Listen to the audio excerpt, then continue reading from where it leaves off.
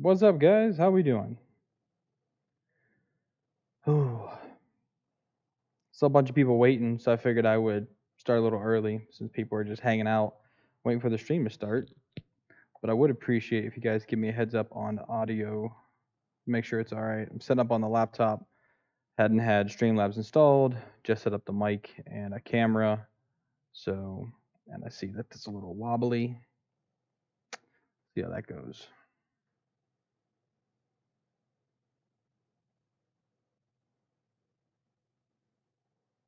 What did I do? What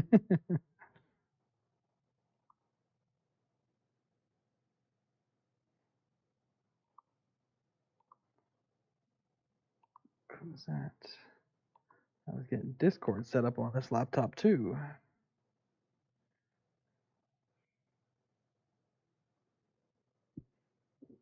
Authenticator.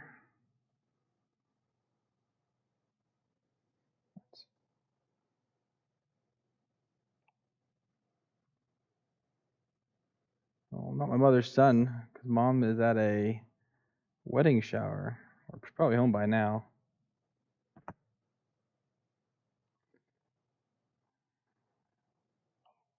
There we go.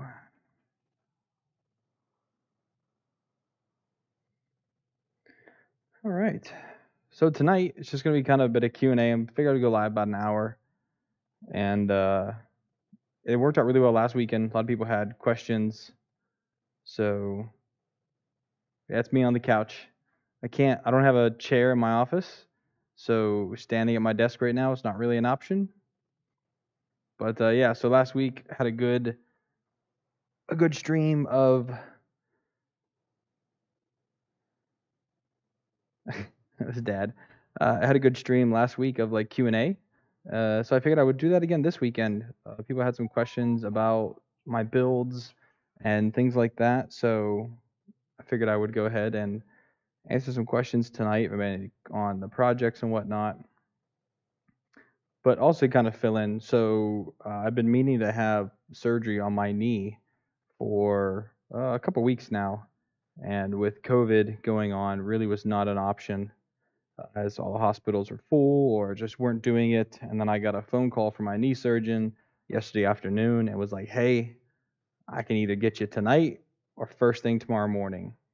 So I went ahead and got all my testing done last night at the hospital, COVID test, blood work, all that jazz.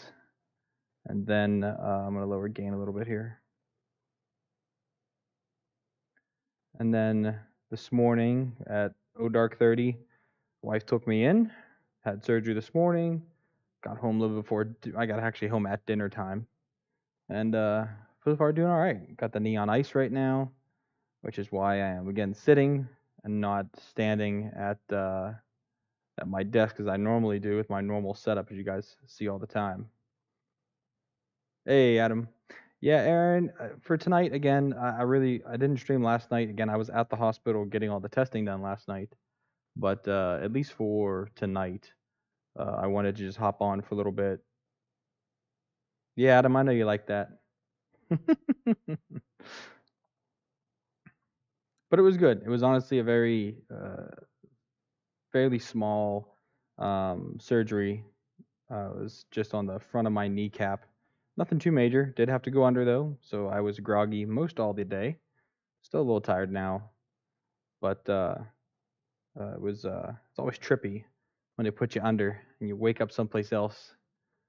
And then they yelled at me because I sat up, and then I fell asleep again, and I woke up in my room. So it was very it's one of those days you kind of like teleport around a building. Last time I had that happen was 2 years ago, and I had my appendix out. Before that's when I had my wisdom teeth out. That was weird. Woke up in the elevator, and woke up in the car, woke up in the couch at my parents' house, then woke up in bed a couple hours later, and just chunk through time like that. Pretty weird.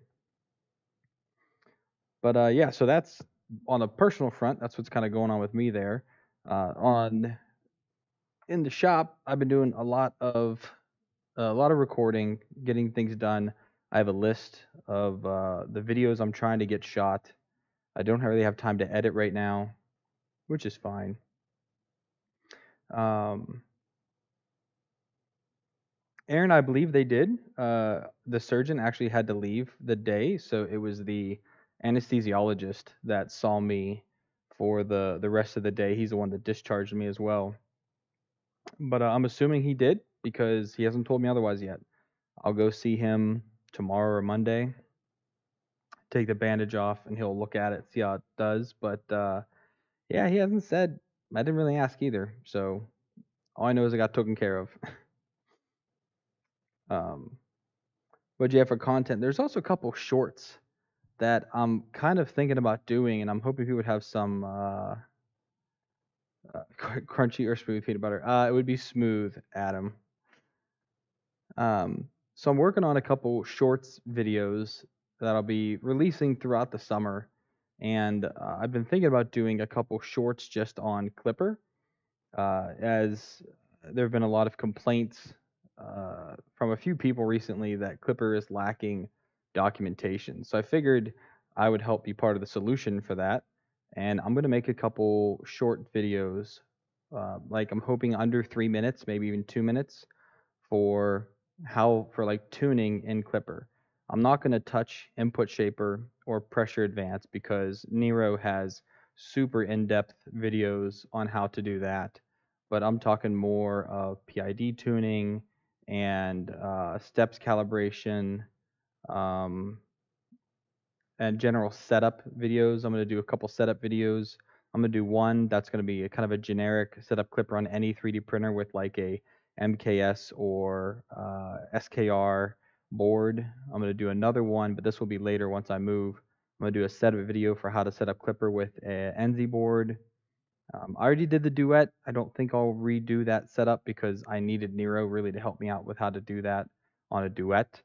But yeah, I definitely think that I'm going to do a couple of shorts, record them here soon, and probably once my knee gets a little bit better in the next week or so, I'll start recording again and knock out a couple of those because I think those would be fun. Because I still need to finish tuning Optimus Prime. I haven't actually finished tuning him yet. I haven't done input shaper, haven't done pressure advance. I've done the PID tuning, but I'm going to run that again just because for the sake of the video, I'll go ahead and do that again. But yeah, I think some short videos on Clipper on how to do tuning and setup will help out in the long run. Um, yeah, we'll see how that ends up going.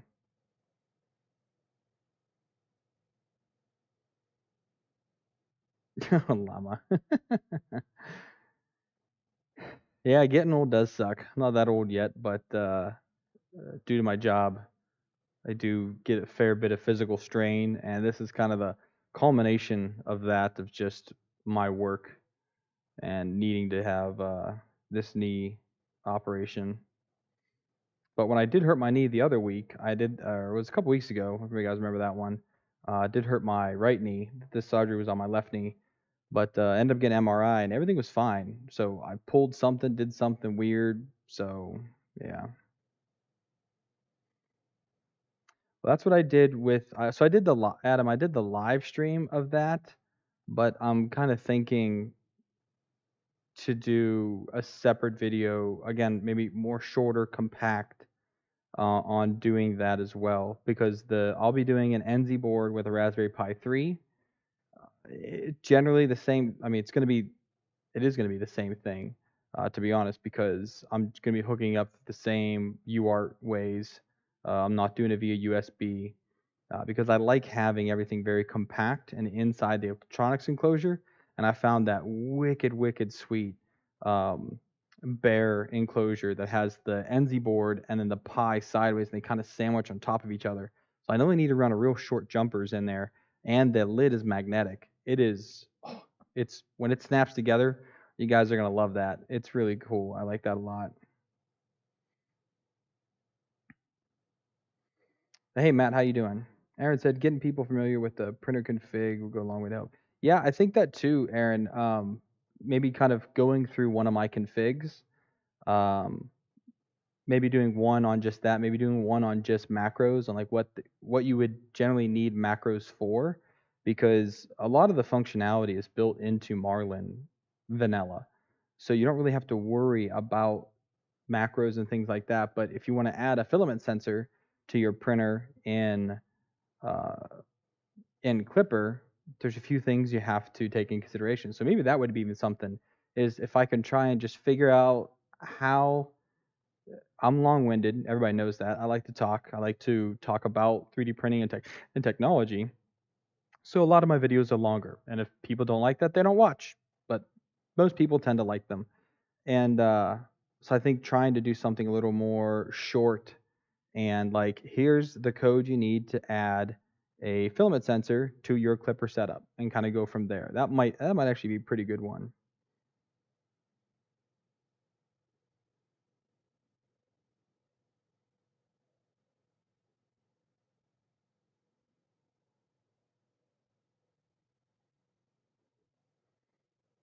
Matt, the knee's doing all right. So it's actually, I mean, right now I still can't feel it, to be frank. I ended up getting, they put me to sleep, and then they put in a epidural and a nerve block on my leg. So I was numb from hip joints down in both legs, which was quite a weird feeling. I had to tell you guys that. Like, to not feel your lower half of your body is really weird. My wife's had several cesareans. I don't know how she gets over that, but she's numb from like, rib cage down. It's a very weird sensation. But yeah, I won't get feeling back in my leg fully for till he said like 14 to 18 hours, just because of how much they had to use and whatnot. And also that stuff affects me really, really, really well, I guess is the term. Like, I was out in an instant. He was just like, "Oh, I'm gonna give you some medicine to calm you down," and then like I was out. Like, I honestly don't even remember closing my eyes, which is the funny thing. Uh, yeah, but it's doing all right. We'll see how it feels in the morning. Um, I haven't taken, turn it down a little bit more. I haven't taken any pain meds yet, which is good. So it's just right now, it's kicked up on the coffee table with some ice on it.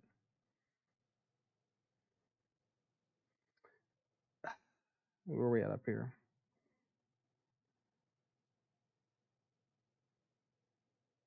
Yeah, Adam, I can't imagine like a back injury. My sister actually has been plagued with back injuries throughout her life, and that's always been an issue.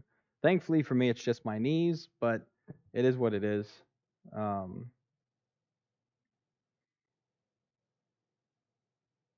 hey Jim, how you doing? You don't feel like it feels like you feel it's there, but it feels kind of like a water balloon is around your leg, and the senses are super dulled. Like, honestly, again, I can scratch the front of my leg, and it feels like if you let your hand fall asleep, or you hit your funny bone and you like scratch right here, you kind of get that weird feeling. That's how your entire lower extremity feels. So it's very, very odd. And thank you, Jim. I will be, I mean, I'll be at work on Monday, but I'm gonna take it easy tonight. Again, that's why I'm sitting here on the couch tonight. And tomorrow, we're just gonna be hanging around the house. I don't have anything planned tomorrow. Um, yeah, I'm gonna take it easy for these 2 days. Go see the doc in a day or two, and then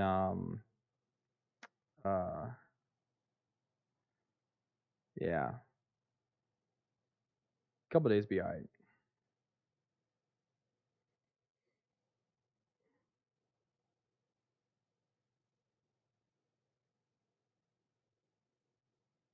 Oh yeah, Adam. That was the first time I was saying when I got my wisdom teeth out. That was like the teleportation is what it was. Is the weirdest thing. My mom just laughed at me, and because I was like, "How'd I get here?" She's like, "You walked." I'm like, "I was just in the chair. How did I walk to the elevator?" And then I blacked out and woke up again in the car. And I was like, "How'd I get in the car?" She's like, "You walked. You were walking with me." I'm like, "Well, okay, that's so weird. Like, it's so weird." But that's kind of how it was when I had my appendix out. And again, now, when my appendix was out, that was a little different story, 'cause that was emergency, and trying to find out where my wife was, because I came from work, and then she drove there later, and like trying to talk to people that don't speak English to figure out where my wife is and getting in touch with her. I didn't have my phone on me. I was just post surgery, super duper groggy and loopy. So yeah, it was always a weird feeling. But at least this time I knew where I was. I knew what was going on. But it was still just strange to like fall asleep in the OR, wake up in the recovery room a couple times. Again, I sat up, got yelled at because I like went to the edge of the bed and like was trying to just like smack myself around, wake up a bit, and uh, and then finally waking up again in my room, not remembering ever moving from any of those places. So it's such a weird feeling. I imagine I've talked to my wife about this. I imagine that's actually how like kids are, because like my kids will fall asleep in the car, they'll fall asleep on the couch. If at like midday they like didn't get a nap that day and they're just tired, and I'll move them up to their bed. I can only imagine how like kids feel because it happens all the time. They fall asleep one place, we pick them up, we put them in bed, or we move them someplace else, and then they wake up and sometimes they wake up a little afraid because they don't know where they are, they don't know how they got there, and sometimes they just don't care. So,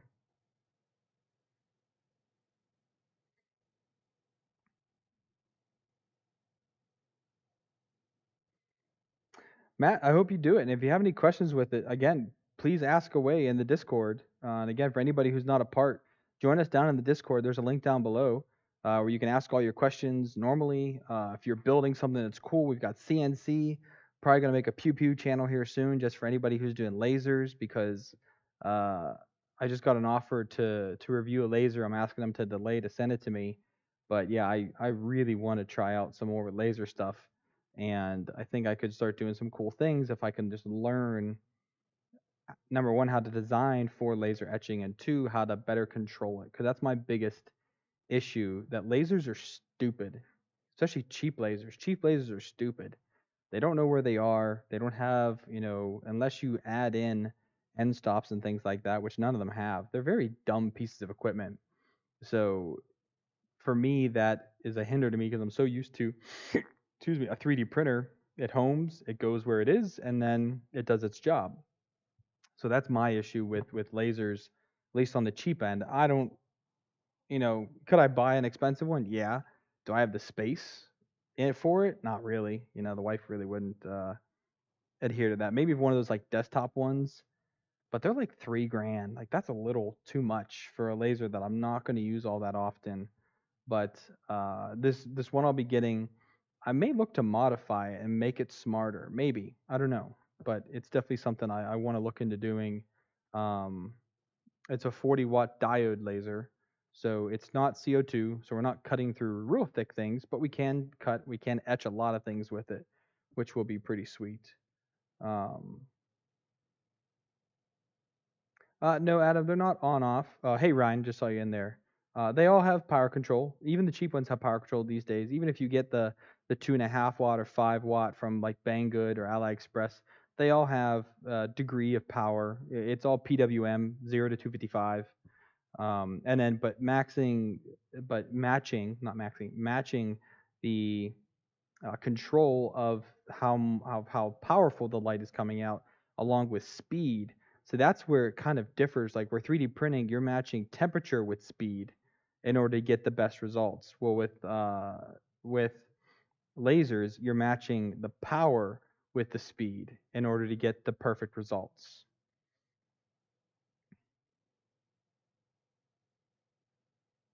And then yeah, so Matt, so for your Ultra Magnus, dude, if you have any questions on that, I think you should go full ham, to be honest. I think you should go ahead and put in a better board.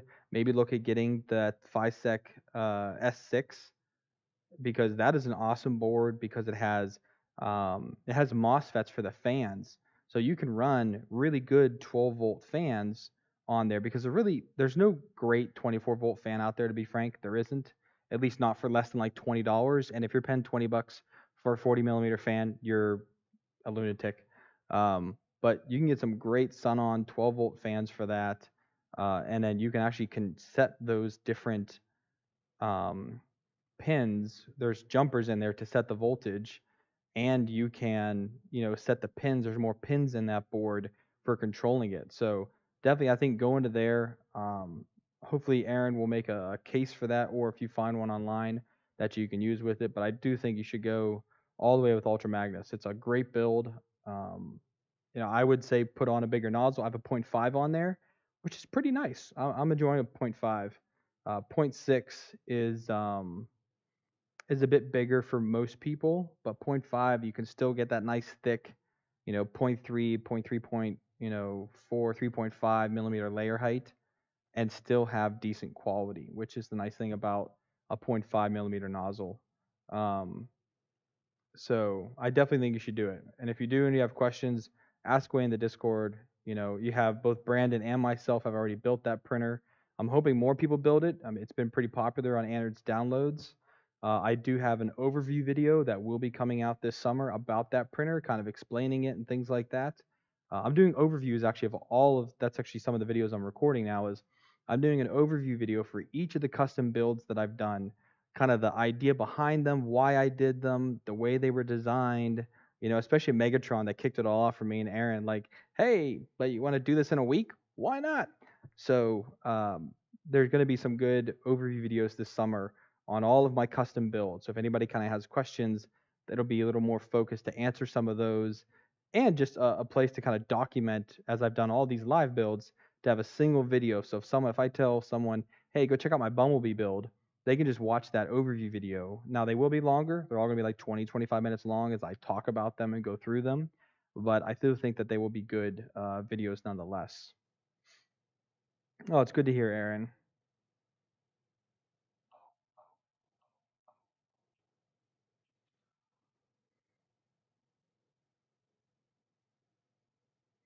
Yeah, the wife is the boss, general contractor, financial advisor, everything else.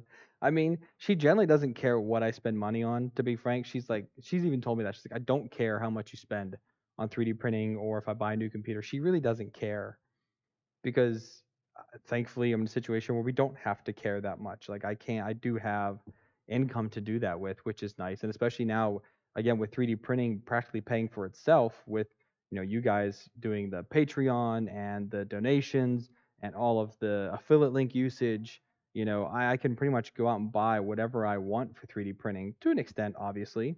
But I've built some pretty cool and machines over the past year with all of those funds. So I'm really enjoying being able to do that. Um, but again, it's just more like the space. Like those all-in-one units are not that light. So I'm gonna mute my phone here real quick. Those all-in-one units, like um, Devin from Make Anything just did a video on one of them, and they're really cool. And I could do a lot of stuff with that, but I don't know if I can justify the weight that it takes to have one of those because they're so heavy. The A4 Pro that I have is 5 pieces of aluminum done. Like it is super lightweight. It works fine for engraving, once I kind of figure out how to actually like maneuver it. But yeah, it's kind of just trying to figure out, is it worth it? Same thing with a CNC. I would love to do an MP CNC or something like that, or just buy one of those smaller ones. Nero actually just got one. And I've been debating that for probably a good year and a half now. And now I'm at the point where let's see what the new place looks like when I move this summer. And if there is a space that I can make dirty work, I'd love to have a separate place for the resin printers like I do now. And I would like to have a separate place to be able to do that kind of CNC work and the laser. And if I have that, maybe I'll look into doing something like that. But that'll definitely be something to consider. Yeah. So Matt, what Adam said, the Triangle Labs V6 is a E3D V6. It's almost identical. So I would either go that route, or you could look at any of the Mellow Mosquitoes.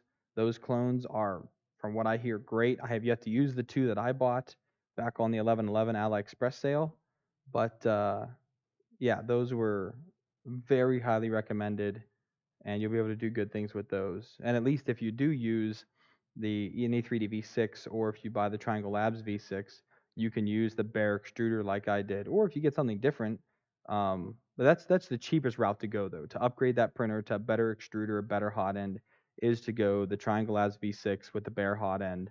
You can get the FiSec clone BMG gears, which work great. Um, but yeah, that would be the cheapest route to go to make that like a real 3D printer and get some great things done with it. It'd be to go that route.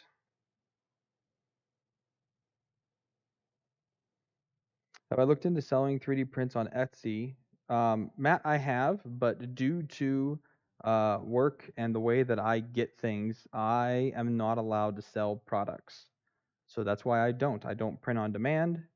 Um, I don't, buy printers to sell them. I can't do any of that. So that is, I can do YouTube, which is what I do, and I can get printers for free as for reviews, which is what I do, and I buy them obviously. I bought lots of the recent ones. Um, but yeah, I am not able to actually sell things online because of the way my arrangement works. I have thought about doing it, but also like I'm not a good organic designer. Like you got like look at Chelsea from Chaos Core Tech, man. Her models are phenomenal, like truly phenomenal. I'm glad to see she got the whole thing with longer 3D sorted out, where they were using her Godzilla model on their website as part of their advertising without her permission. I see that she did get permission, so I'm hoping she's getting compensated for that well, but still, I definitely would love to be able to design something and sell it or print on demand. Like, hey, you need something printed? Send me the file. I'll print it, send it to you, and go from there. It's just not a thing for me, which I'm fine with because honestly, with 5 kids and the YouTube channel, I don't really have time to do that kind of stuff. I do it for friends here. Like, I've done the back of like a remote that somebody lost or it broke, and then I'll fix it for them. But I do all that free of charge. I do the designing free of charge. Um, Actually, same guy, his wife has like a sewing machine table that hooks up to her sewing machine to kind of extend the workspace of it. He has these pegs, and he lost some of the pegs broke or he lost them. So I said, well, give me a peg, and I printed him a couple new ones, sent it back to him, and hey, he's got extras now. Another guy had a cake stand or a cupcake stand that had a few broken pegs. So I printed a couple of new ones for him, and ABS took all of 3 minutes, 4 minutes to design it, and then he was off working again. So for me, that's enough joy for me, is just to be able to help out my friends wherever I am, because 3D printing is so unique and it's such a great utility to have. Like I said, I think that everybody should have a 3D printer in their house and learn basic Fusion 360, because literally the wife's like, "Hey, I want to be able to." I actually never did a video on this, but like, I want to be able to better organize the kitchen drawers. So set up a type of jig. I measured how big all these boxes should be. I fully designed them in Fusion 360, printed them in vase mode. They all slot right into the drawer.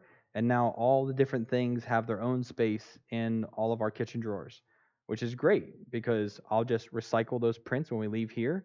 Get to our next place. We'll do the exact same thing early this time, not wait a year and a half after being here, but like shortly after we get our stuff, measure the drawers, line up everything. I'll print all the boxes, slot them in there, and then bam, we've got drawer organizers that cost pennies, which again, and that is like one of the most basic things I've ever modeled for the house. Do better in Romania.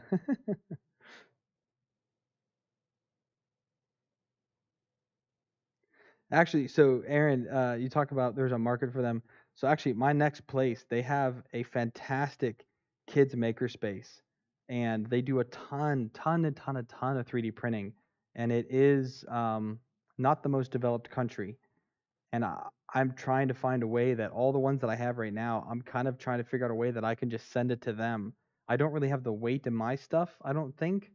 So I'm trying to figure out a way how to get these printers to them, because if I can send it to them, I would love to help them out with their program and teaching kids how to model. And they teach the kids to model something and then they print it and then they use it. Like it is, again, it's a utility.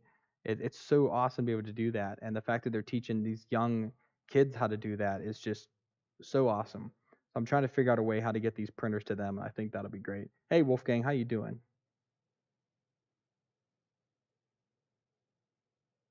That's pretty good, Adam. I mean, basically, I live in what you would call a small town, just because of the community for work here. We all live overseas. We're all kind of in this boat together, and so when someone learns that I can fix phones, computers, I can 3D print stuff, word gets out pretty quick about me. Oh, sorry, my leg got itch. Um, like they just did a big electronics disposal. They found somebody who could take e-waste and recycle it. So everyone brought me their laptops. I took all the hard drives out and gave it back to them to be recycled, and then I went ahead and took care of destroying the hard drives for them so that they all their personal data would be securely destroyed, which was great. Um, but yeah, when people learn that I can do stuff like that, it generally comes kind of driving in pretty quickly. Hey, can you do this? Can you do that? Things like that.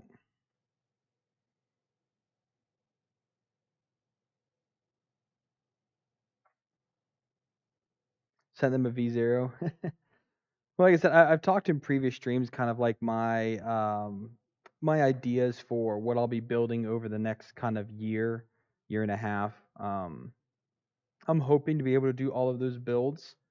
It's just that I have to just be mindful of my weight and how much stuff I have, which is kind of why I'm getting rid of my gigantic computer case. That's a Case Labs. I'm finally getting rid of that because it's just too big. It's too much weight. It's just so much. So I'm going to replace that with a small form factor, probably pre-built or something like that, just to save on space. Unless I can get a 3080, my own on myself. My God, something bit my foot. Ugh. If I can get a 3080, then I'll build my own little ITX build. But right now I still can't. So if anybody sees a 3080 for sale, legit buy it, and I'll give you like $100 for $100 commission for finding a 3080 for me. I'd be over the moon if someone could find a 3080 right now. Because I would definitely buy that in a heartbeat and then ship it. And once I get there, go ahead and build my new VR rig because I have the Quest 2 and I like it, but there's still games you have to be connected to the computer to run. So I definitely need to rebuild that machine. Not too much, Wolfgang. Tonight's kind of just Q&A, hanging out. I had knee surgery this morning, so I'm not standing in my office. I don't really have anything planned to show off right now. So we're kind of just hanging out tonight. Matt was asking, did your Ultra Magnus have warped bed too? Um, Matt, if the bed is warped, it really doesn't matter because you're going to put an auto bed leveling on it. So, I mean, your bed could be a taco, and that is what auto bed leveling is for. I see so many people when they try to do the Nylock mod on a Prusa. Why? It's the whole reason why we have auto bed leveling for a 3D printer. Yeah, I mean, the less it compensates, the better, but still, it's the reason we have it because it can take into account all of those dips and rises in your bed and accounts for that when it does its printing. And it also only does it for the first like 10 layers. After that, the auto bed mesh goes away because it has already evened itself out after that. So I wouldn't worry too much about having a warp bed on there, to be frank, because it doesn't matter. You're going to put a bed sensor on there and just go from there.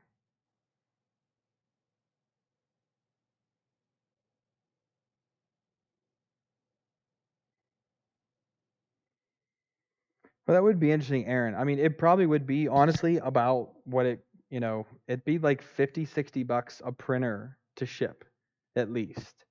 Um, Unless I can find some other way around shipping it. But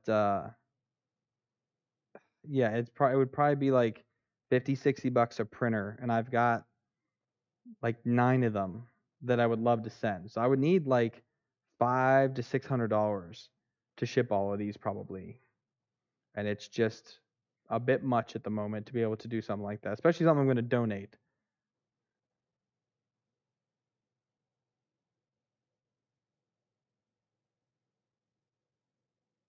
Oh, you got a 3070, nice. Yeah, I definitely want a 30. I don't want a 3090, but I definitely want to get a 3080. I think that'll be good for the VR rig.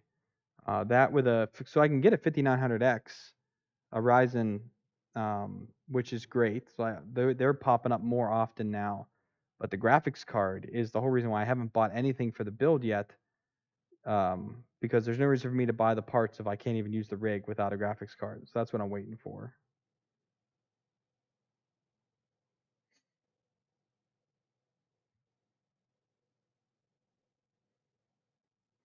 Yeah, again, I just see so many people complaining about warped beds. Like I get it. If you have some junky Ender 3 and it's got a warped bed and you're doing manual leveling, okay, I can kind of get why that would be an annoyance.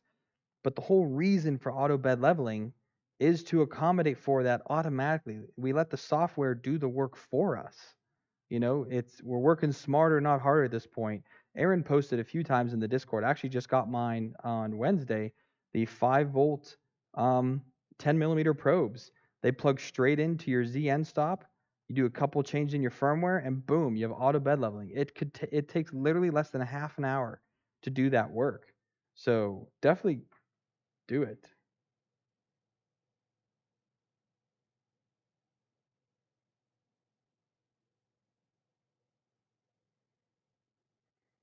Yeah, for the gaming that I'm going to be doing on the rig again, which is mainly VR, a 3080 is still good. Hey Brian, how you doing? And I appreciate it. I'll be I'll be up and around next few days.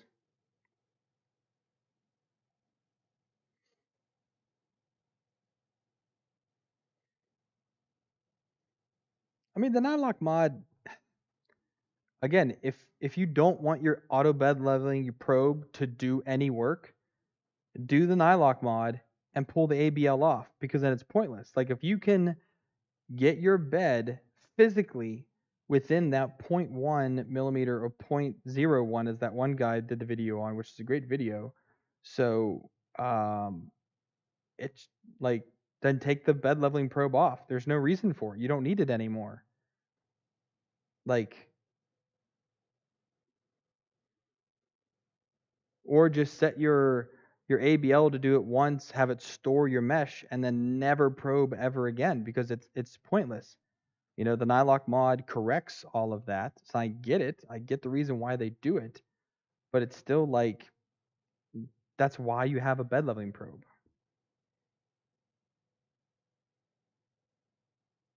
Well, yeah, Adam, if you get them on AliExpress, they are cheaper, but there are the 10 mil probes on Amazon 5 volts it's two for I think $11. And honestly, you can't really go wrong with that. You get it in 2 days and you've got a spare. So I mean, anybody who's looking to put auto bed leveling on literally any 3D printer can use those because your end stop is 5 volts. Now, whenever you're using what I'm using the what are those the NYs, the NPNP ones. Um, they are 6 to 36 volts. I have to use an optocoupler in order to make those work properly because again, I'm only getting 5 volts out of the end stop. And it's not a huge ordeal, but now that I know how to run them off of 12 volt or 24 volt, just changing out the resistor, I can run them on anything. And I'm okay with that. But I did buy 4 so that on new builds going forward, I will be using those instead of using the other probes that I have because I've now used all of those up and I've used all my optocouplers up. So I will be using those newer probes on all new builds that I pursue unless I use a Pinda.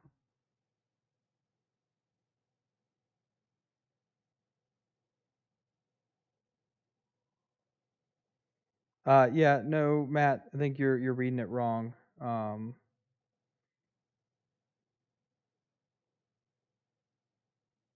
yeah, all steppers are 4 pins. Doesn't matter who makes it or what, but they all use 4 pins for the stepper motors. So there's no difference there at all. It might look differently, but it's because they use a different connector. You can get it with standard connectors, or you can get it with those what are they called, like PC50, the Prusa style lock-in DuPonts, which are very nice pins. You can get it with that instead, and they'll be a little more secure in there. I think those are great. I'm actually going to buy a new kit of those because I'm going to use that S6. I think for the FTV when I convert the FT5 this fall, which I need to ping Eddie about soon so we can get started on that. But I'm probably going to use that board on the FT5.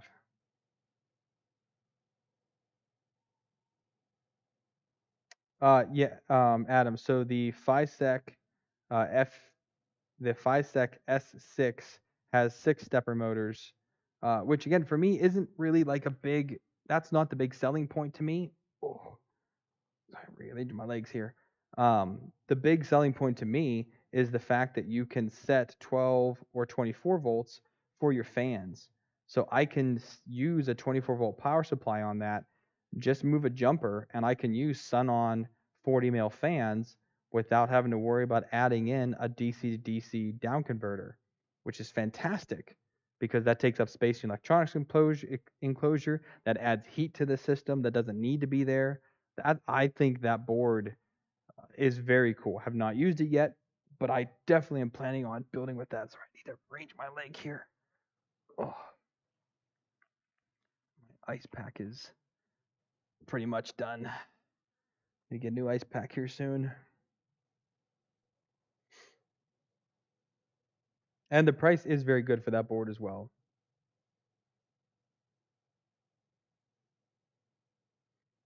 Matt, yeah. Take a break from looking at the board, get some sleep. It is late for you. You're in the UK.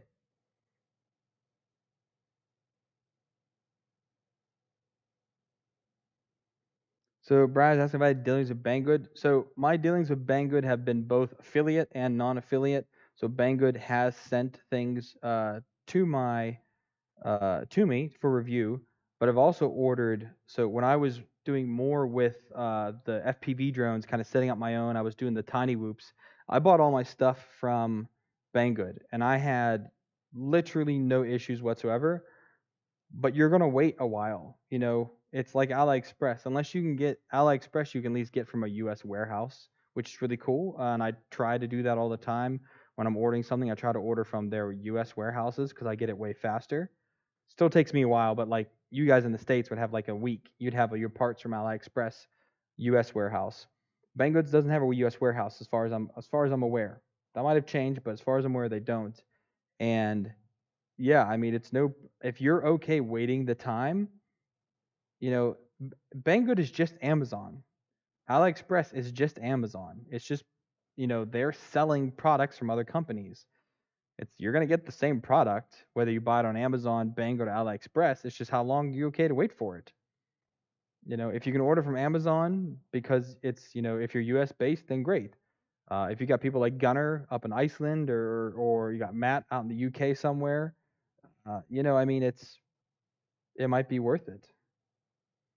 Sometimes Banggood you can get U.S. shipping. That's good to know, Adam. Again, I haven't ordered anything personally from Banggood in quite a while. Um, and the last thing I received from them was the wash and cure station from Anycubic, which I had the video. Everything's done for that except I think I need to take the thumbnail for it.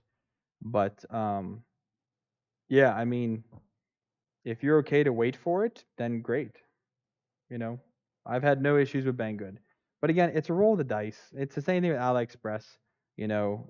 If we even have people in the Discord, Aaron had bought something back. What he said, like September, he just got. Um, Brandon bought stuff on the 11/11 sale. I got stuff before him from the 11/11 sale, which is insane. And he got his like a few weeks ago, I think, or some of it never even showed up. It does happen, but it's if you're willing to save a couple bucks and wait the time, then why not? And now, if you're asking about the Saturn as well, I haven't tried any of the newer resin printers because no one's sending them. And I'm kind of okay with that right now because the resin printers I have, I don't really use very often. I use them very, very rarely. I used a whole bottle of resin to print some stuff for my brother. My mom was here visiting a few months back, so I resin printed some parts for him. He's teaching his 2 boys how to play some desktop games and tabletop games, I guess you'd call them. And I printed him out some like stone walls and walkways and little barrels and things like that, so that he could kind of have a little bit of accessories when he draws out the board, because they basically it's very open form D&D style where you can draw your own map. And now he can like make little corners and have random walls in there. It looks kind of cool. But I mean, aside from that, I really don't have a use for the resin printers, which is sad, but I don't need that type of detail. think people are concerned about Banggood AliExpress because it takes forever and they're. I mean, Robert, if the product's damaged, that's not That's not Banggood's fault. If the product is damaged, that's not AliExpress's fault. It's the shipper's fault. And if you want something for to get it faster from a more reputable shipping company, you're going to pay for it. It's coming from China. If you want to pay for FedEx from China, by all means do it. You're going to pay $100 for it, but you can do that. But if you're going to buy from the cheapest place on the internet and you're going to pay free or near free shipping for China Express, which is 30 to 45 days, and like on some products, it's like a few pennies to do it. If it comes damaged, no one should be surprised, to be frank. You really shouldn't be. It traveled 3/4 of the way around the world if you're in the US, and things happen. It's the cheapest way. They just chuck all that stuff in a big old box and they ship it to you with a bunch of other stuff that's in that big old box. So I tell people you shouldn't be surprised. You get what you pay for.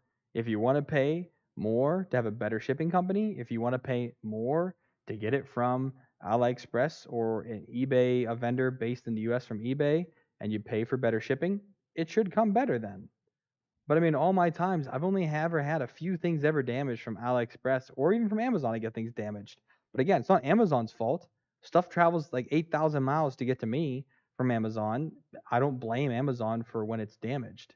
So that's just, no, I totally get you, Robert. Again, I hear it all the time too.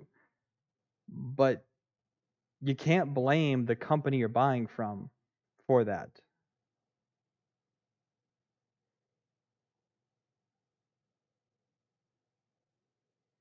Yeah, Adam, Triangle Labs actually is pretty good. Triangle Labs, Mellow, things like that. Some of the companies on AliExpress are actually really good about shipping and things like that. And they're very honest about it, which is rare if coming from Chinese company, but it's really good to see. Would you say printer parts must be printed in PETG or ABS? Matt, I have printer parts printed in PLA. So my Mark 3S clone is completely printed in PLA. Now it's Protopasta HT PLA, but it's still PLA.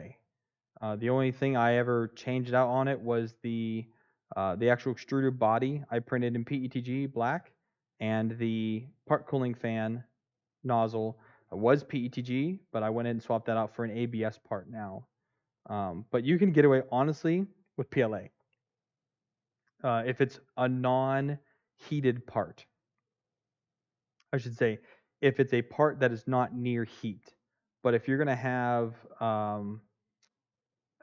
like your stepper motor mounts should probably be PETG. If your motors are going to run a little warm, you might want to do that. Anything near your hot end should be PETG or ABS as well. Just remember, if you print an ABS, it's going to shrink, so you're going to have to accommodate for that. PETG, the way you download it and print it, will work out just fine. I prefer PETG.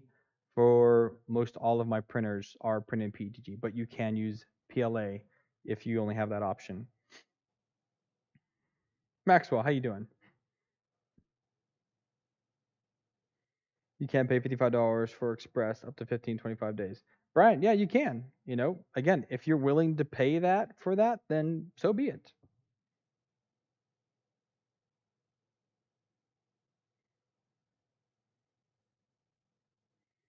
Well, Adam, even that PLA is more rigid than PETG.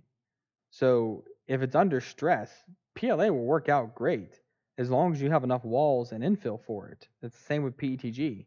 PETG is more likely to bend because it's a softer material. It is more impact resistant than PLA, but it is a very, very strong material.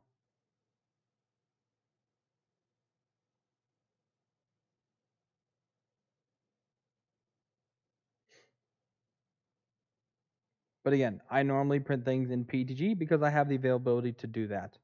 Um, but if you had to print it in PLA, to be honest, it will work out just fine. I could have done all of Master Crane in PLA, to be honest, and it would actually be more rigid than PETG because if I print the same, for example, I created a 40 mil corner bracket outside corner bracket. So it goes on a face corner bracket, I guess you'd call it. I could print that in PETG. I could flex it. I could print that same part, same infill, same wall, same everything in PLA, and it won't flex.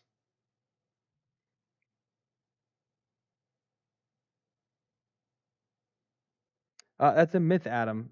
Now, if that part that's under stress has heat with it, then 100% yes, it will deform more than PETG will, just because it has a um, lower melting point.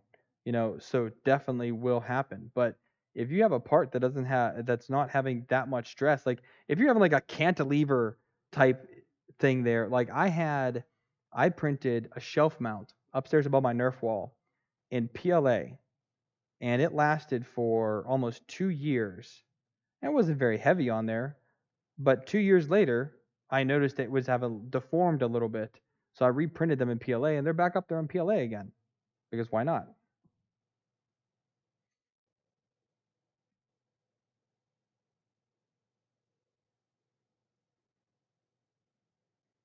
Thanks, Brian. Take it easy, man.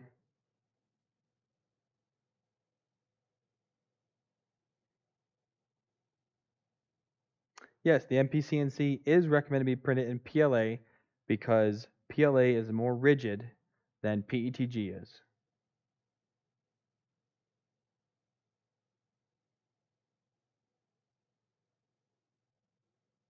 But again, anything near any heat source, even if you're motor mount, so if you're running a hypercube, for example, those motor mounts are not an original, an OG hypercube like I have.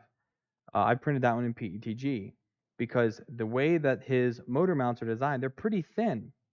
And with enough walls and a good enough infill, the PLA will hold. But if your motors are running hot, those will sag more than they would if they were printed in PETG. Now, granted, if your motors are running that warm, you're probably doing something wrong, but regardless, it will deform and it will do better with PETG for like motor mounts. But for like Z mounts, corner brackets, most motor mounts, again, I'll say most motor mounts, depending on the orientation, depending on if you have your voltage right on your VREF right on your motors so they're not overheating, bed mounts, bearing holders, all of that is 100% electronics enclosure, power supply enclosure. All of that is 100% fine in PLA. There's literally no issue whatsoever for it. If some of those parts are running too hot, you need to correct that issue. And simply for electronics enclosure, adding a fan to your electronics enclosure will greatly reduce the uh, the the the heat of those components. It'll extend the life of them, and you won't have to worry about deforming anything because it won't get that hot. Well, Ryan, that's your loss. PLA is very easy. I can draft things up quickly. Actually, most of the household items that I've printed for the house are all in PLA. Everywhere from the baby gate mounts I did a video about, that was PLA. I think first iteration was PLA, and then I did PETG, or I did some other material. I forget what I did that in, but most of it was in PLA. Um, all the stuff for the kitchen is all printed in PLA, whether it's the spice holders, spice shelves, the drawer inserts, the paper towel holder, hooks, all the hooks that we have for our towels. We don't really have like good towel racks in our bathroom. All of those hooks are printed in PLA. They've been up there for, I made those when we first got here, so it's been over 2.5 years now that those hooks have been holding up our full bath sheets, and they're very small. They're like 4 mil thick, 5 mil thick, maybe, holding a full adult bath sheet, wet and dry, and they are still holding up to today. I have the PLA and PG printed hooks for all the kids' backpacks fully loaded, hold up just fine. The PLA ones will bend less than the PETG ones, but the PETG ones will have a further deflection point until they break, where PLA cannot has a lower deflection angle, a lower deflection angle until it actually will snap. But because the way I design them, they don't flex that much. So it works out well. But PLA, you can print real fast. get prototypes done very quickly, and it has its place because it's the easiest material to print. And it's a little more friendly to the earth, a little bit. Not much, but a little bit. Yeah, my ice pack is totally not cold anymore. Ugh. Need to get another one after this.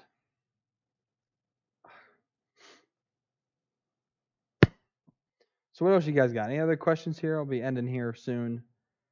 But if you have any questions on Clipper or any machines I'm building, please feel free to ask.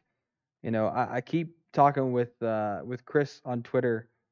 Right now he's going on about the lack of documentation with Clipper, and I get that it's not Marlin, and it never will be.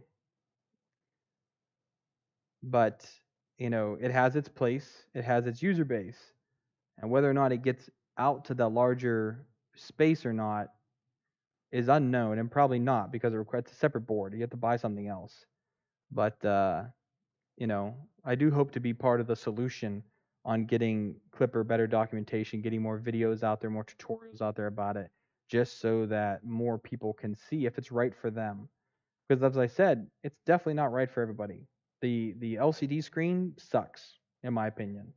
I think they need to put more into it, which is why I put Clipper screen onto some of mine. So Robert says, I use nearly all PLA, exception of print from upgrades. PTG only does.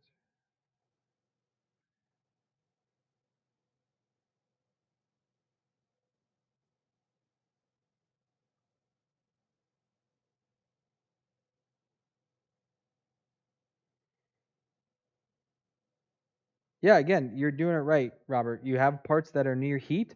PTG is the way to go. Also, if you're going to enclose your printer, don't enclose it printed in PLA. That should be ABS because even PETG will deform in an enclosure eventually. It might not do it right away, but after a couple hundred hours of printing in there, you will see deformation. I would print that in ABS, which is what Volrun recommends to print all of it because Volruns are meant to be enclosed. You use ABS, or if you have the ability to use polycarbonate, those have some of the highest melting points and they have the highest what's it called, the glass transition temperature, something like that, where they have to be way hotter before those actually start to deform. So you have to really be careful on what you use, and you have to know what you're printing, what you're doing with. Yeah, I think Aaron, if they can make, I think 2021 should be the year where what's his name? Kevin? Is that the guy that's writing Clipper? If he can work with the Shadow who does Clipper screen, but figure out a way how to make the screen function more like Marlin, add more functionality to it and whatnot. Whether it's another config file they need to make that's just for the screen or whatnot, but I really think that they should do something more for that. That is correct. It needs to be standalone. Printing from web, for me, is so awesome because of all the machines I have now, all the custom machines I have now, being able to print from web and control everything from there, especially again when I'm in the same room, works out well for me. But definitely it needs to be able to be used more easily from the screen than it currently is. Now, I still think that when you first build a printer, as I said in a previous stream, that printer goes onto my white table beside my computer.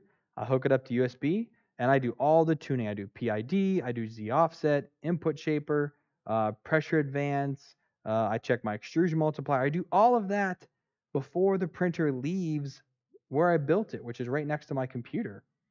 I don't have to worry about tuning those things 6 months down the line because they're already tuned. Another other big gripe was the other big gripe was the for Z offset. And again, for me, each printer pretty much has its own build sheet. I hardly ever swap them out now because aside from the Prusa sheets, which now that I'm using other things, I hardly ever use the Prusa sheets at all.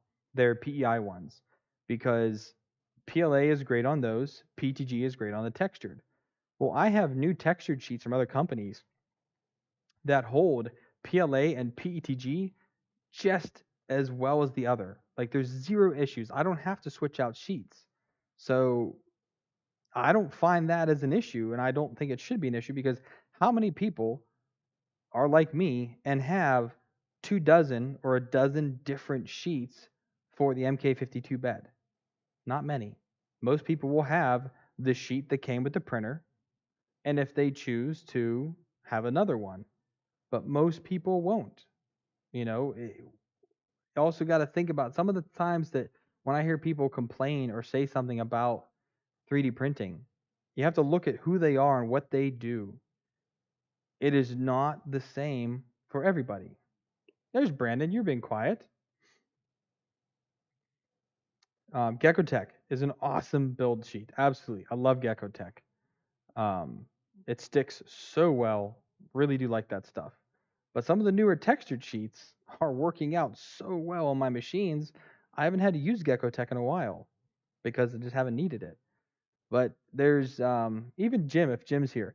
Jim is one of those 0.1 percenters of who is using 3D printers and what they're doing with it, the designs he's doing, and the production that he is doing it for. He's looking for what prints the most reliable, the fastest that it can, and high temperature stuff.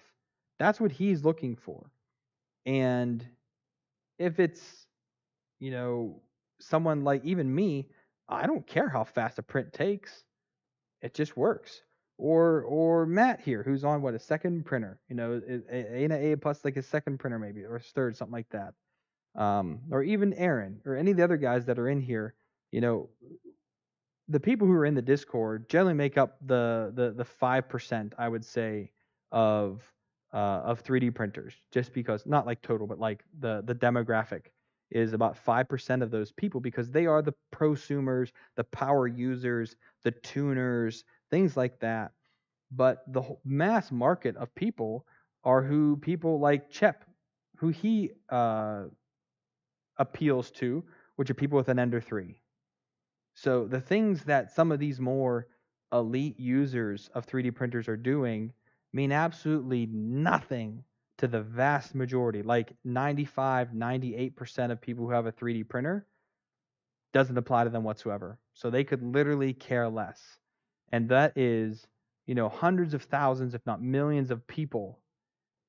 And what you're talking about is affecting maybe a few thousand of those few million. So I'd say this: you pick and choose your battles on what you're gonna, what you really want to push for, what you don't. I get certain things, but you got to realize what the demographic of 3D printing actually is right now, and 95% of it is people with an Ender 3 that have the crummy magnetic build sheet that's on there, unless they upgrade to a TH3D or a Wham Bam sheet. And even that's the sheet they have. They will print with that until the day they get rid of the printer, most likely. So, it's really not, there's things just not to worry about. But I do wish that Clipper would work a little harder on making it a little more user friendly. And I think if Clipper wants to become a more appealing firmware, they will need to dumb down the um, the instructions on how to add things like neopixels and things like that. They will need to dumb it down and give examples more, not just like, here's the code to add it in, and they add a little blurb. That doesn't mean a lot to a lot of people. And it took me a while to figure it out. I mean, if I can figure it out, most anybody else can.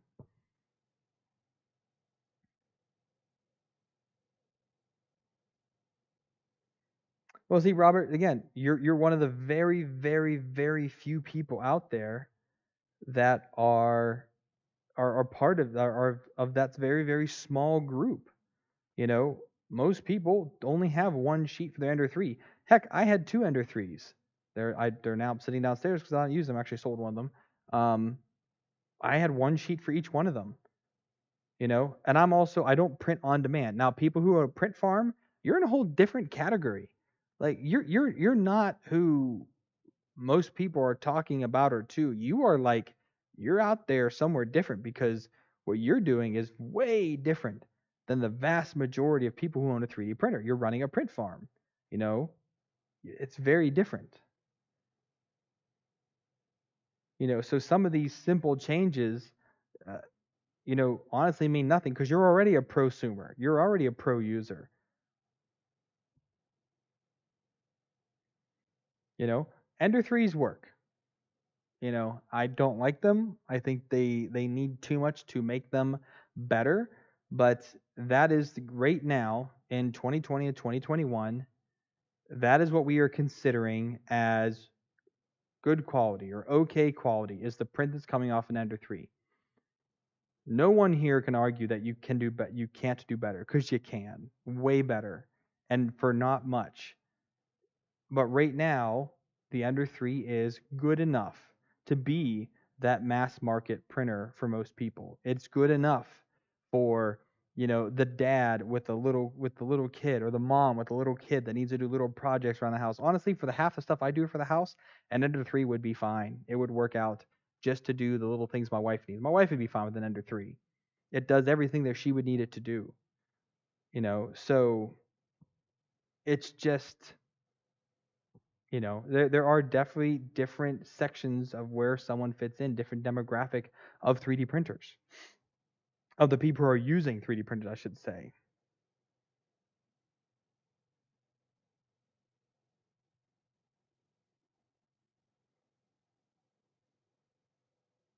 Yeah, you don't have multiple Aaron. You just have what's on there.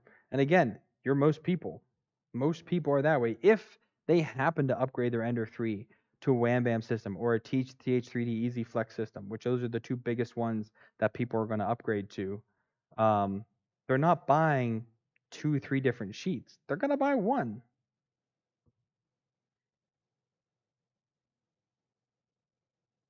Oh, I get that, Robert. Baloo, good morning. How you doing, bud? I say good morning to Blue because he's down in Australia, so I know he is. It's early in the morning for him, or I guess it's not early. It's like mid morning for him. Um,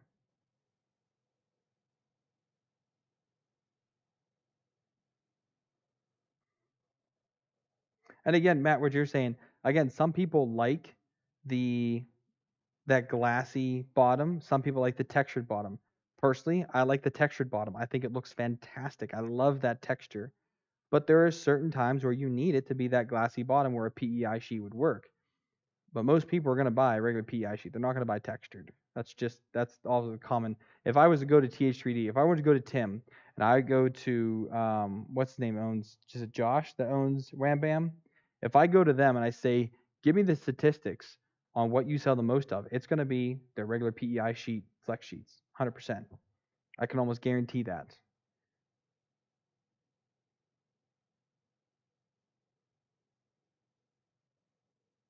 Oh, Chris, again, you're definitely not one of the common users. We all know that.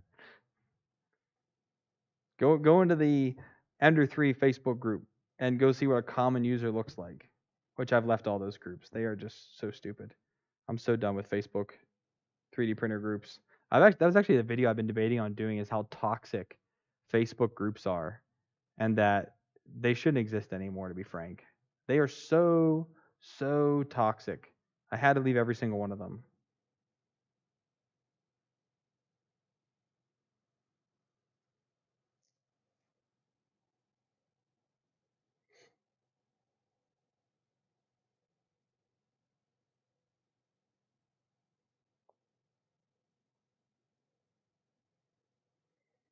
Hey, Robert, I got a couple designs that'll work for you if you ever decide to go that route. But honestly, if I was to do custom builds for a farm, I would build straight up bears, SKR bears with clipper on them. Um, that's honestly what if I had a print farm, that's what I would do. Build straight up Prusa bear clones, or buy actual Prusa bears, and that's what I would run my print farm with if I needed the best quality for speed and that size met all those boxes. That's what I personally would do. I have not seen any other out of the box machine for that price range that will print as well because there isn't one. Not without serious modding. Again, you can get an Ender 3 to print great, but you got to do a lot of work to it. Where you could just build a custom machine to do exactly what you need: dual Z, ABL, flex sheets, um, stealth chop, sensorless homing, all that jazz in a custom build straight off the bat, rather than trying to rebuild a machine to do those things that it wasn't built to do.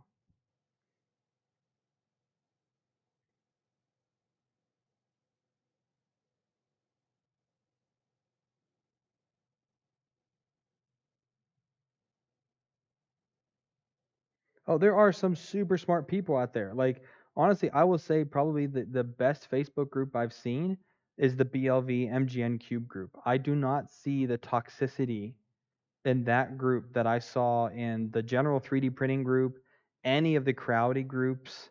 Um, Tim's customer support group is fine because you have to be a customer to actually be in that group.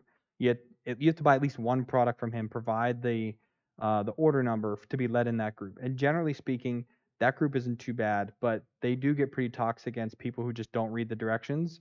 RTFM, like, it's just most people don't do that, and they go onto that group and they just complain about his products because they didn't read the instructions. Um, but even the Prusa group I see is getting really bad. I think I'm still in one of those, unless I left both of those already. The Ender groups are horrid, but like most and G Tech groups are bad. Like, they're all so toxic, and they just jump on anybody who's new, and it's just sad. So I just left them all because I don't need that noise anymore. I'd rather just everybody hop over to Discord and talk over there. Join your favorite creators Discord group because there's hundreds of them out there, and stick with that. Whether you go to like Chris Wakaki's, his is huge. I go to that for all my bear issues or anything to do with a bear. I go to Chris Wakaki's Discord. I go to Cadreel's Discord if I have anything to do with fluid, with Clipper, with the fluid. I'll go to the Clipper group for anything to do with Clipper screen because that's where Shadow hangs out. Um, you know, the, I'm in a bunch of different Discords for specific reasons, and they're all muted unless I need something because I don't peruse them. I have to manage my own Discord. Um, oh yeah, the bear group. Yeah, I am still in the bear group. You're right. That one isn't bad at all.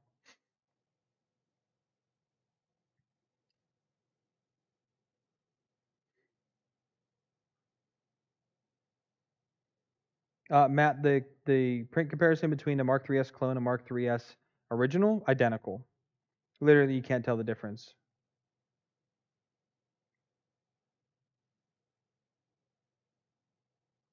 And like also in the Facebook groups, in the bear group, actually, since Aaron brought it up, that's where I met Taylor. Taylor's the one that's doing the laser cut, the laser etched bear frames. He's gonna do one for me. I'm gonna pay him quite well for it.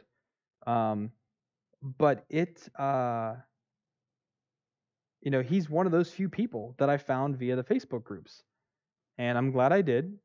And now I've got him as a contact on Facebook. I'd love to bring him into the Discord and see if we can work out something where he can do smaller jobs for people or something like that. But like, I'm hoping that once this really sets him off and he does well with his venture.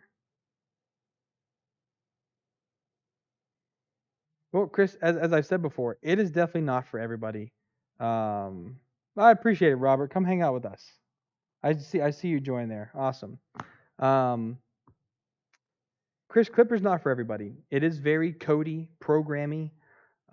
If you're not willing to sit down and learn it, I feel like the learning curve for Clipper is the exact same for RepRap firmware. If you learn RepRap firmware, um, you can definitely learn Clipper because they're very unique to each other. And I learned it. It took me probably about 2 weeks to really dive my head in it. Now I have it on 7 printers, and I can set it up like that. Again, I'm very unique. I'm a YouTuber. I build custom machines for content. I work with those custom machines for content, and I mean my own personal. But like honestly, it's if I was not a YouTuber, I would not be building all these builds. I have all of you guys supporting me, watching, donating, using the links. If I didn't have that income come in from you guys, I wouldn't be creating this content because, you know, I'm using the money that I make to put right back into making more content. I can't justify all of this just to do it for shits and giggles. Like, I've got a family to provide for. I've got a normal day job to do. So, I am in a unique situation to why I am so vested, and now I am so knowledgeable in Clipper because I've been using it so much. And it's not to toot my own horn, it's just fact of the matter. The more you use something, the better you are with it. I have a laser cutter just because I have it, or a laser engraver just because I have it doesn't mean I'm good with it. I suck with it. I also have spent almost no time trying to learn it because the learning curve for that's pretty steep. Once I do learn it and I get using it, I will be a much better user, a much better user of it. Yeah. So you just have to, if you want to do it, you kind of got to dive in and play with it. But at least what you can do with Clipper, I recommend everybody, if you want to try going that route with fresh Clipper, don't do an Octoprint Clipper. Just rename your old firmware to firmware.marlin, and it will stay on your micro SD card forever. So if you end up not liking Clipper, disconnect the Raspberry Pi, delete the firmware.current, rename your other one, the old Marlin, to .cur, and boom, you're back on Marlin like that. It literally takes seconds to go back to Marlin if Clipper is not working out for you. So it's definitely worth the shot if you want to put time in to learn something. But if you want to go back, literally change the extension of delete the other one or call it .clipper, change the other one to .cur, and boom, you're back to using Marlin.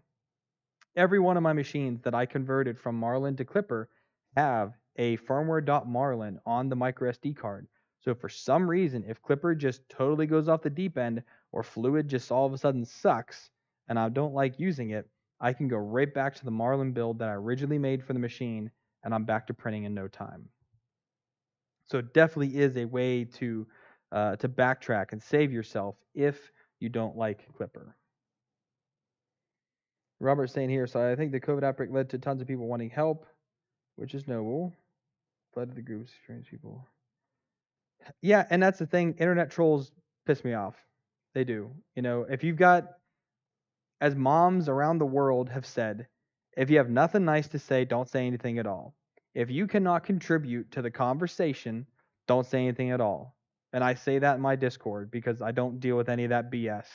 I'm all fine for like a little bit of funny games here and there, like Ryan, Aaron, and them. They're always batting at each other about deltas. Okay, so be it.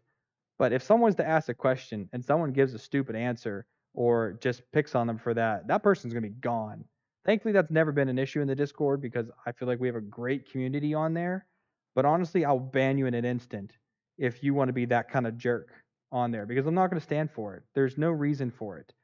Everyone, I plan to build a Discord where people could come for help from everybody. Generally speaking, we have a pretty unique group of prosumers, pro users on my Discord, which is unique. We don't have very many new people that come on there, which is fine. But if someone new was to come on and ask for help, and somebody gave them some smart ass answer about it, that person's gone because I'm not going to deal with that. And I see that in the groups, and it just ticks me off because like I don't know. Now that I'm a dad, I just don't have time for that. I don't care. I don't want that to be something that I read. I preach it to my kids, don't do that. And the fact that somebody was brought up wrong and they think that's an okay thing to do just ticks me off. The big pet peeve of mine now. Matt's asking, what's the benefits of Clipper over Marlin? There's lots. Honestly, Nero did a video kind of outlining that. You can print faster. It's easier to make changes once it's configured. Marlin's easier to configure for the most part than Clipper, but once you do get Clipper on your machine, making changes is instant because you just make a change, save and restart, it's done. You don't have to like make a change, try to compile it, see if the compile works. If it didn't work, make another change, compile again, copy it over to the SD card, reboot the machine. Literally, it's make your change, one click, it reboots, it's done.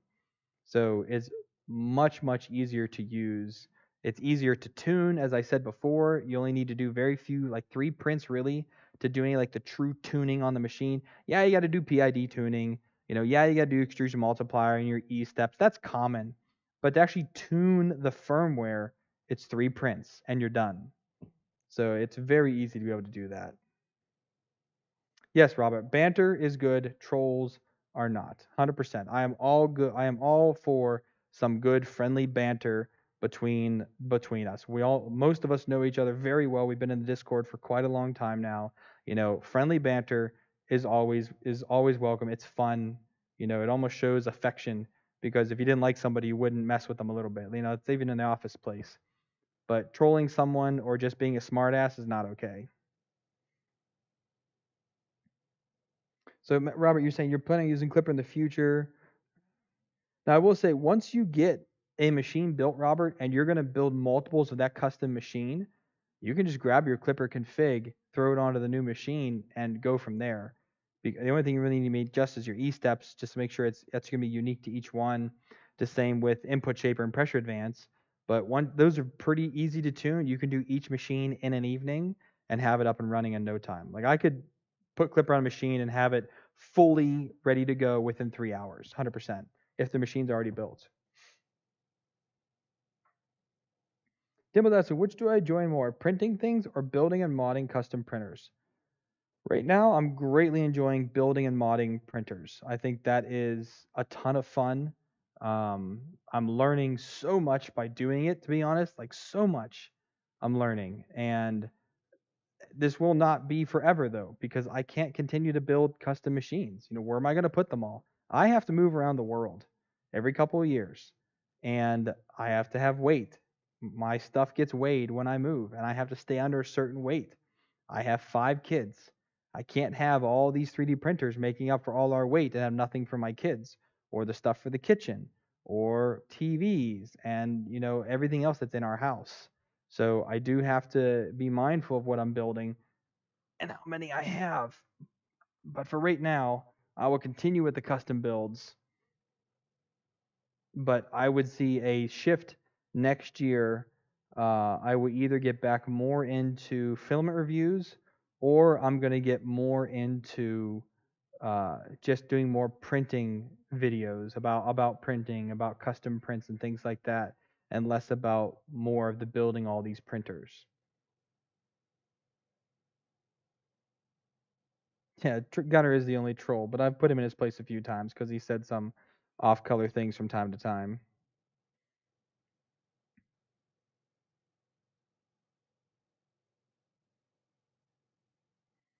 Let's run through the comments here.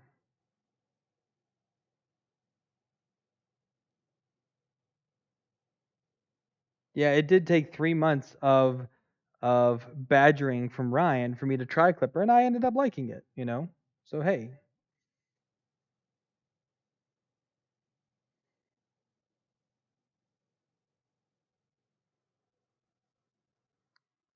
Well, Matt, if you're gonna do Ultra Magnus, I would say go with Clipper. You have two of us that have already built the machine, and we're both running Clipper on it.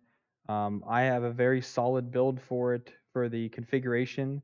Um, I have documented videos on how to build the machine, so I definitely would give it a shot. If you're building it as a new machine, there's no reason not to try it out, to be honest. Which is kind of why I decided to finally try it on that newer machine. Yeah, I put Marlon. I was like, you know what? Let's try it. I've got a new machine here. I already have another printer that's working, so it kind of gave me the bandwidth to be able to do that, and I greatly enjoyed it.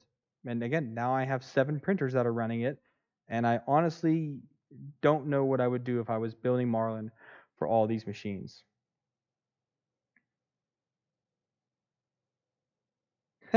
Dimple, no. It's just part of the job. We move every couple years.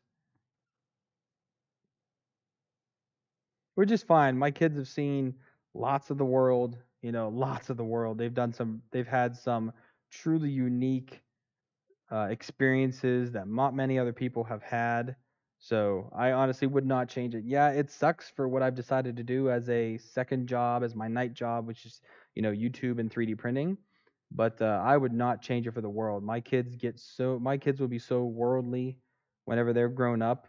I'm hoping that this type of education that they're getting and the things they're seeing that people are interacting with, you know, um, when my kids meet somebody, you know, skin doesn't matter to them. Not at all. They don't even understand that, to be honest. They're just like, it's just another kid. What's to know the difference? When they meet somebody in the playground, their first question is, "Oh, what country are you from?" Which is crazy because my kids have friends from all over the world at their school here. Grant, most of them are Americans that I work with, but they've got friends from all over the place, and they've made those friends from all over the place, and they'll make more friends when we move to the next place that will be from other parts of the world. Um, so I would not give up this experience for literally anything because of what my kids can see and experience. Ultra magnets won't turn sour, Matt. Don't worry about it. I'll tell you right now, if you build it right and you listen to us, if you have any problems, you will be well set up. Trust me on that one. I have gotten such fantastic prints out of Ultra Magnus so far. I'm very, very happy with it. All right, I'm going to give it 4 more minutes to an hour and a half. If anybody has any other questions, I'm happy to talk about them, go on about them. But yeah, let me know. We have 4 minutes left here. And then I'm going to go get a new ice pack and go to sleep soon, I think. But this has been fun so far, honestly. I just kind of like sitting here chilling on the couch, answering questions, going on about things. Robert, I think more should too, because honestly, the level of understanding that my kids have over what I won't say other people's kids because that's rude, but like my experiences when I was a kid, I lived in the same city. I lived in the same house until I moved away to college. Like they have such a unique experience here. Oh, Brandon, I thought you put Clipper on it.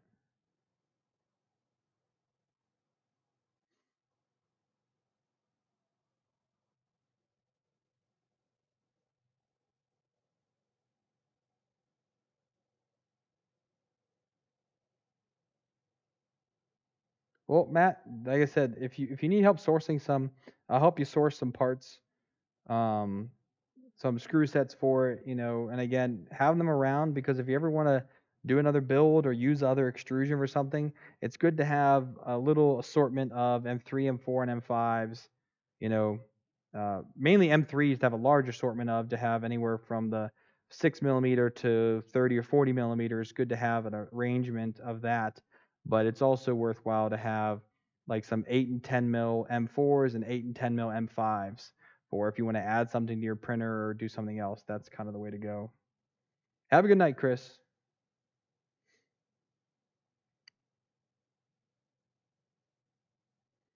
Yeah, I've seen that, Aaron. It is doing quite well. For some reason, also, Colts just changed, so I'm actually getting emails when somebody downloads my models. I have to turn that off because I'm getting a lot of emails lately. So I definitely need to change that up. Oh, thank you, Robert. I do appreciate that comment there. It does take a lot of time, which is why I haven't done very many videos lately. I've been doing a lot of the live streams because, well, number one, this is so much more fun than talking to a camera by myself. I'm still talking to a camera, but I'm interacting with all of you guys, which is awesome. I really do like that. But the time right now, because I'm tuning all these machines and working on so many machines at one time, I was literally doing what 4 builds at one time, which is a lot because of that, I do not have time to edit, and I have found out the live um, form factor, whatever you want to call it. The way of doing this live has been better. You have a good night, Robert. I hope to see you in the Discord and see you on live streams again. But yeah, because I've been working on so many different projects, live streams have been the best way for me to interact with everybody and to do these Q&As is kind of fun. I mean, look at Tim. Tim's doing a Q&A once a week nowadays, which is really cool. So if you have any problems with your printer, you can go and get free tech support from someone who knows quite a lot about 3D printing. You know, Tim has made some questionable decisions in the past, but there's no arguing. He's extremely smart. He knows what he's talking about. I don't agree with all of the stances he's taken on certain things, but man, he's a smart guy. He definitely knows what he's talking about. Matt, well, there is Man, Kelly, look at you dropping the $80. Look at you, buddy. Thank you for that. I appreciate that. That is awesome. We'll get some more Clipper screens ordered. We're gonna get more Clipper screens on some of these machines. That's truly nice of you. Um, now until I lost my train of thought now. That's awesome. Um, so I have asked if I get more patrons and more people want to do this, I will do a monthly hangout like Zoom style with patrons. I'm happy to do that. Kind of just hang out for an hour or two once a month with just patrons and go from there. I have done a few of the kind of more hangout type ones when I have someone helping me, like with Aaron or with Kennedy. There's a lot of other 3D printing content creators out there that do community live streams, and those are great. I've hopped into some of those in the past. They're a lot of fun. It's not the way that I want to go with my channel, the direction I want. Also, I try to make sure my videos can stay monetized. So that's kind of also why with that. But I mean, again, if there's enough people for Patreon that are interested in something like that, I will do more. But right now, patrons are pretty happy with just sending me a couple bucks a month and let me do my thing. Or you got people like Kelly who's happy enough to just donate $80 so I could buy some more screens. Like that is awesome. And I'm gonna put that money aside, and I'm not buying anything right now, but like as soon as I move, I am definitely gonna be moving things.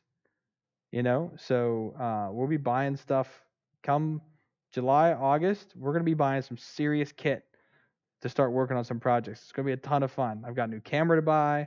I've got the Prusa Mini to buy. I've got screens to buy. I've got the LGX to buy. The list is there. I'm keeping track of everything. So it's uh it's definitely been a lot of fun. So I thank all of you guys for hanging out with me, for donating like Kelly just did. Again, using the links down below. If you guys are a patron and you want to see more, talk to me. Because again, right now, all of you seem to be really happy with just throwing me a buck or two or five a month and let me do my thing. But I am more than happy to do more if that's what people want. I would dedicate more time to do that. Kelly, I moved here in 2018, and I will be moving this summer. Actually, be moving in early May is when I'll be moving actually, and I'll get to our next place in. We're looking like the week after 4th of July. We're looking to get there. So it's been a fast 3 years. Not quite 3 years, almost, but time flies. It really does. If you guys go back, look at August or July, August or September of 2018, and look at my office, which is right over there, and how empty it was with me sitting in a chair and those big brown shelves behind me and nothing on them. Those crazy times. And now look at a video, a live stream from the other day when I have it fully stocked with all those printers and shelves and prints. You can do a lot in 3 years. But now it's time to move on to the next part.